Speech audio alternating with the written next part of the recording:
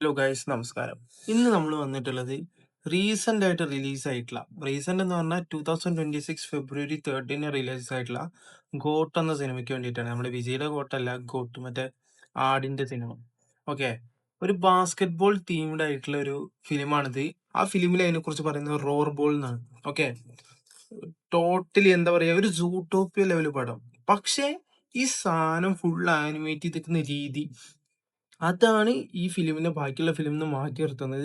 നമ്മുടെ Spiderman across the spider verse, അതേപോലെ സ്പൈഡർമാന്റെ മറ്റേ സ്പൈഡർ വേഴ്സ് സീരീസ് ഇല്ലേ, അതേപോലുള്ള ആനിമേഷൻ ആണ് ഇതിൽ ടോട്ടൽ. ആ ഗ്രാഫിറ്റി, സ്ട്രീറ്റ് ആർട്ട് പോലുള്ള ആർട്ട് സ്റ്റൈലും, അങ്ങനത്തെ ഇതിൽ ഏറ്റവും എടുത്തു പറയേണ്ടത് ഇതിന്റെ ആർട്ട് സ്റ്റൈലും അതേപോലെ ആനിമേഷനും ആണ്.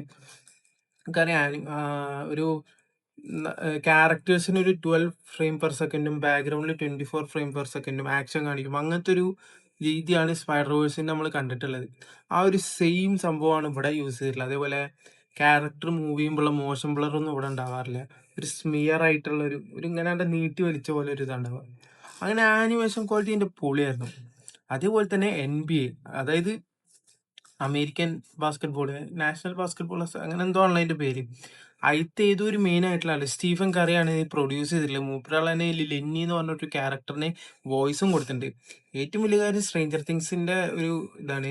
സ്ട്രേഞ്ചർ തിങ്സിൽ ആക്ട് ചെയ്തിട്ടുള്ള 3 പേരാണ് ഇതിന് മെയിൻ വോയിസ് ആക്ടേഴ്സ് കൊടുത്തിട്ടുള്ളത്. ഇതിൽ വിൽ ഹാരിസ് എന്ന് പറഞ്ഞ മെയിൻ കോട്ടിന് ശബ്ദം നൽകിയിട്ടുള്ളത് കാലം ബെക്ലോഫ്ലിൻ ആണ്. നമ്മുടെ സ്ട്രേഞ്ചർ തിങ്സിലെ ലൂക്കാസ് ആണിത്.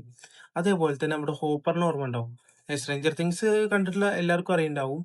ഏഹ് ഡേവിഡ് ഹാർബർ, മൂപ്പരാള് ആർച്ചി എന്ന് പറഞ്ഞുള്ള ഒരു റൈനോസറസിന് അതില് വോയിസ് കൊടുത്തിട്ടുണ്ട്. അതേപോലെ തന്നെ നമ്മൾ മുടി നീട്ടി വളർത്തിയൊരു ചങ്ങായി ഉണ്ടായിരുന്നു. ഒറ്റ സീസണിൽ വന്ന് ചങ്ങായി നല്ല ഫാൻ ബേസ് ഉണ്ടാക്കി പോയി. മൂപ്പരാളും ഒരു മെയിൻ ക്യാരക്ടറിന് തന്നെ, നായകന്റെ ഫ്രണ്ടിന് തന്നെ വോയിസ് കൊടുക്കുന്നുണ്ട്. അതുപോലെ തന്നെ ഫ്യൂച്ചർ ആയിട്ട് വരാൻ പോകുന്ന ഗ്രീൻലാൻഡ് സിനിമയിലത്തെ മെയിൻ ഗ്രീൻലാൻഡാണ് ആയിട്ടുള്ള ആളാണ് ഇതിലൊരു വില്ലൻ ക്യാരക്ടർ എന്ന് വേണമെങ്കിൽ പറയാം. ആ ഒരു ക്യാരക്ടറിന് വോയിസ് കൊടുത്തിട്ടുള്ളത്. അപ്പൊ ഇങ്ങനെയൊക്കെയാണ് കഥ പോകുന്നത്. പക്ഷേ ഇതൊരു സൂട്ടോപ്പിയ ലെവൽ എത്തിയോ എന്ന് ചോദിച്ചാല് മേ ബി അത്രത്തോളം ഒരു സക്സസ് ആയിട്ടില്ല. സൂട്ടോപ്പിയ ഒരു വാസ്റ്റ് ആയിട്ടുള്ളൊരു ഇൻവെസ്റ്റിഗേഷൻ, എല്ലാവർക്കും കാണാൻ പറ്റുന്ന ഒരു ഇതൊക്കെയാണ്. ഇതൊരു സ്പോർട്ട് നീശ ആയതുകൊണ്ട് തന്നെ അധികം എല്ലാവരും കണ്ടിട്ടുണ്ടാവാൻ സംശയമാണ്. പക്ഷെ നിങ്ങളൊരു ഒരു ആനിമേഷൻ ഇൻട്രസ്റ്റ് ഉള്ള ഒരാൾ, ആനിമേഷൻ മൂവീസ് ഇൻട്രസ്റ്റ് ഉള്ള ഒരാളാണെങ്കിൽ ഒരു variety style of animation movie try ചെയ്യണമെന്നുണ്ടെങ്കിൽ ഇത് കണ്ടു നോക്കുക. സ്റ്റോറി ഒക്കെ പ്രഡിക്റ്റബിൾ ആണ്, അത് ഞാൻ പറയുന്നില്ല. നിങ്ങൾക്കറിയാം ഒരു സ്പോർട്ട് മൂവീസിന്റെ ഒരു സ്റ്റോറി എങ്ങനെയായിരിക്കും, അതിന്റെ ഒരു ഫ്ലോ ഉണ്ടാവുക എന്നൊക്കെ നിങ്ങൾക്ക് മനസ്സിലാവും. അത് ഫസ്റ്റ് കേട്ടോ, സ്റ്റോറി പ്രഡിക്റ്റബിൾ ആണെന്നുള്ളതാണ് ഇതിന്റെ ഒരു സംഭവം. പിന്നെ എന്താ പറയാ, ഒരു സൂട്ടോപ്പിയ ലെവൽ ഒരു സിറ്റി ബിൽഡിങ്, ഒരു വേൾഡ് ബിൽഡിങ് അവർ നടത്തിയിട്ടുണ്ട്. ഒരു എന്താ പറയാ, ന്യൂയോർക്ക് സിറ്റി ഫുള്ള് കാട് പിടിച്ച് അങ്ങനെ ഉണ്ടാവും. അതേപോലെ സൂട്ടോപ്പിയയിലെ ഓരോരോ രാജ്യങ്ങൾ പോലെ തിരിച്ചിട്ടുള്ള ഒരു സംഭവമായിരുന്നു. അത് ഇതൊക്കെ അടിപൊളിയാണ്. അതാണ് എനിക്ക് ഏറ്റവും ഇഷ്ടം. ഇതില് അങ്ങനത്തെ ഒരു സംഭവം ഉണ്ടാക്കാൻ നോക്കി. പക്ഷെ നമുക്ക് എന്താ പറയുക, ഇത് ഭയങ്കര സ്പീഡിൽ പോകുന്നതുകൊണ്ട് ഇതിന്റെ ഡീറ്റെയിലിംഗ് അവര് ഭയങ്കര ഫോക്കസ് ചെയ്തിട്ടില്ല.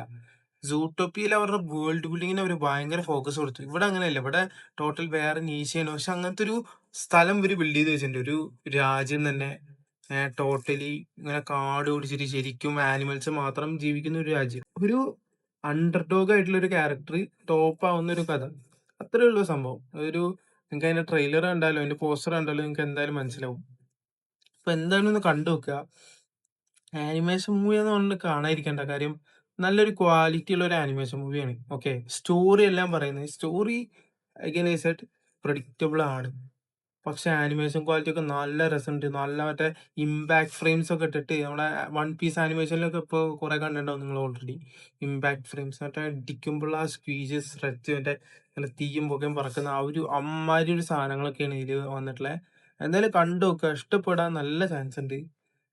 ആമസോണിൽ അവൈലബിൾ ആണ്, പക്ഷെ അവിടെ റെന്റിനാണ് അവൈലബിൾ ആയിട്ടുള്ളത്. സോ നിങ്ങൾക്കറിയാം ഇത് എവിടെ നിന്നൊക്കെ കാണാന്ന്. ഏഹ് നെറ്റ്ഫ്ലിക്സിൽ എത്രയും പെട്ടെന്ന് ഇറങ്ങും. ജൂൺ 23 അങ്ങോട്ട് സംതിങ് ആണ് ആമസോണിൽ ഇറങ്ങുക. അപ്പൊ കണ്ടു നോക്കുക, ഇഷ്ടപ്പെട്ടാ പറയുക. അപ്പൊ ശരി, ബൈ.